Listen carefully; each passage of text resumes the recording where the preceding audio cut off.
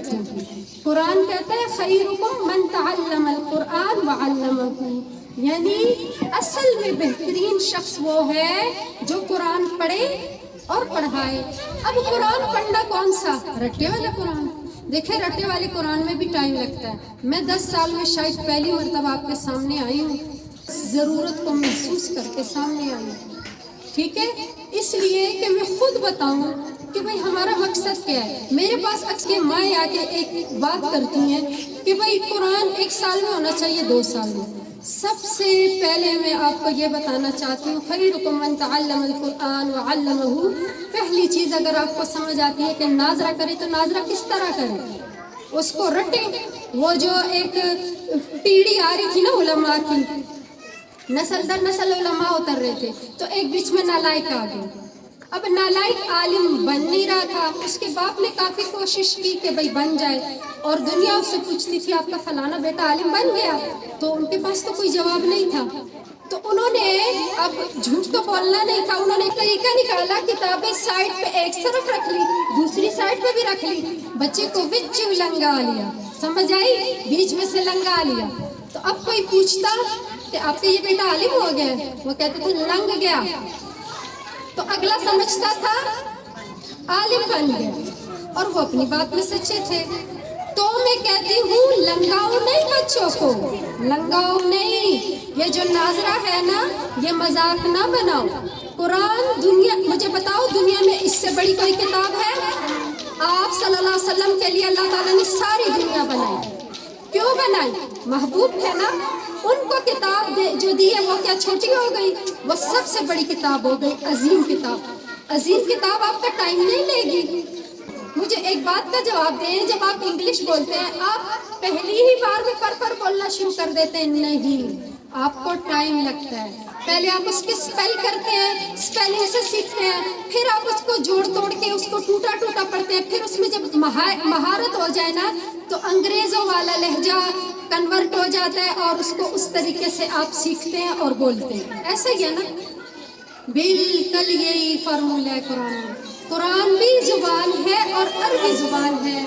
अरबी ज़ुबान अरबी लहजे के साथ ठीक होती है, तजवीद भी हो जाए, फिर हमारे मराहिल होते हैं। अच्छा है तो माँ बाप की इजाज़त है तो हिफ्ज़ करो, नहीं तो आलिम बनो। अच्छा ये तो हो गया नाजरे के साथ कुरान, ठीक है। खैरुकुम मन तअल्लमल कुरान व अल्लमहु, इसमें शामिल हो सकते हैं, लेकिन हर चीज़ के दर्जे होते हैं ना।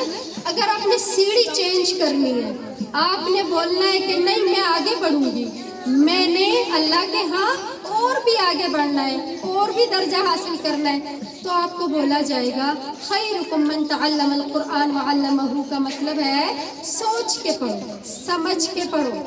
रट्टे से किसको पता चलता है कि मैंने क्या करना? उस्ताद भले बताए।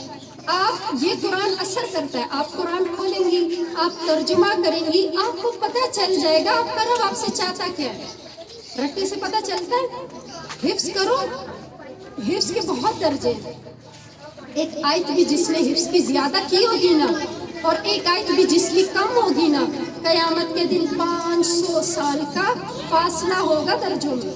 दर्जे बढ़ाओ, लेकिन असल मकसद क्या है? समझो, समझो।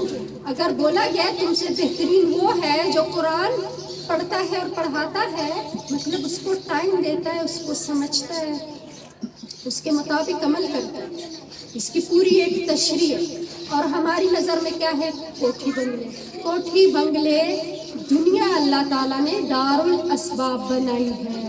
अगर हाथ पाँव तोड़ के कोई बैठ जाए और बोले कि मुझे अल्लाह दे देंगे, ऐसा भी कुछ नहीं होने लगा। बास के साथ हो भी जाता है, अल्लाह ताला मालिक खालिक है, लेकिन जो उसूल अल्लाह ने दुनिया में उतारा है, पैगंबरों के जरिए हर चीज़ सिखा दी है।